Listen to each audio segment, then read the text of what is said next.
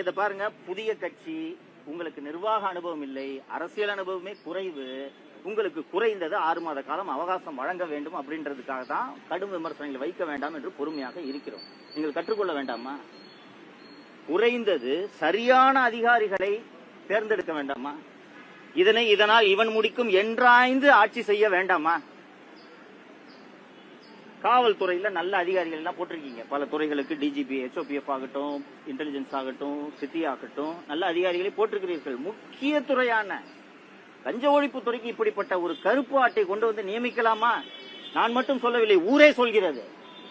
இவ்வளவு பேர் சொல்லியும் நீங்கள் திருத்திக் கொள்ளவில்லை என்றால் என்ன விமர்சனங்கள் வந்தாலும் திமுக அரசு போலவே எங்களுக்கு கவலை இல்லாமல் நாங்கள் ஆட்சியை நடத்த போறோம் என்ற எண்ணத்தில் இந்த முதல்வர் இருக்கிறாரா என்ற கேள்வியை தான் நான் வைக்க வருகிறேன். போன ஆட்சியில அதிகாரிகளுடைய ஆட்டம் அதிகமாக இருந்ததுன்னு சொல்லிக்கிட்டே இருந்தீங்க. அது இந்த ஆட்சியிலையும் தொடர ஆரம்பிக்குது அப்படிங்கிற நோக்கத்துல எடுத்துக்கலாமா? ஒரு மாதம் தான் ஆகியிருக்கிறது. அதிகாரிகள் ஆட்டம் தொடரக்கூடாது என்பதற்காகத்தான் நான் மீண்டும் மீண்டும் சுட்டிக்காட்டி கொண்டிருக்கிறேன். இந்த தப்ப பண்ணிடாதீங்க, அவங்க கையில போச்சுன்னா அவ்வளவு அனுபவம் வாய்ந்த திராவிட முன்னேற்ற கழக தலைவர்களையே அதிகாரிகள் தங்கள் கைப்பிடிக்குள் வைத்திருந்தார்கள். அந்த அதிகாரிகளை மீறி முதல்வராலும் அமைச்சர்களாலும் எதுவுமே செய்ய முடியவில்லை. நீங்கள் புதியவர்கள், நிர்வாகம் என்றால் என்னவென்றே தெரியாமல் வந்திருக்கிறீர்கள். அந்த தவறை செய்து விடாதீர்கள் என்பதற்காகத்தான் மீண்டும் மீண்டும் சுட்டிக்காட்டுகிறேன். புரிந்து கொள்வார்கள், கற்றுக்கொள்வார்கள் என்று நம்புகிறேன்.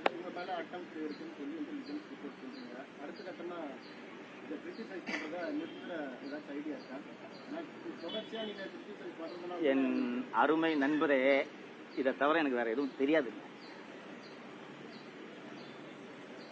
2 வருஷத்துல 220 நாள் சிறையில் இருந்தது.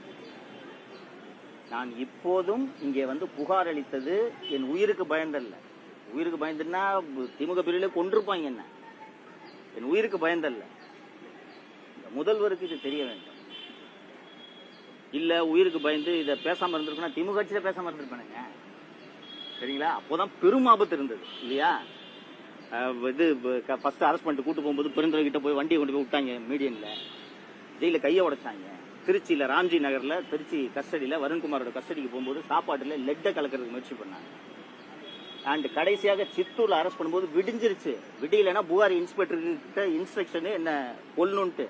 இன்னொன்னு கூட மாலதி மாட்டிக்கிட்டாங்க. இவர் இந்த ஒரு கோபின்ட்டு என்னோட நண்பர், அவர் மாட்டிக்கிட்டாரு. விடிஞ்சிருச்சு மாட்டும் போது. அதாவது நள்ளிரவுல தான் பிடிக்கிறாங்க. நாங்க போறோம், சித்தூர்ல இருந்து ஓங்கோல் வரைக்கும் போயிட்டோம்.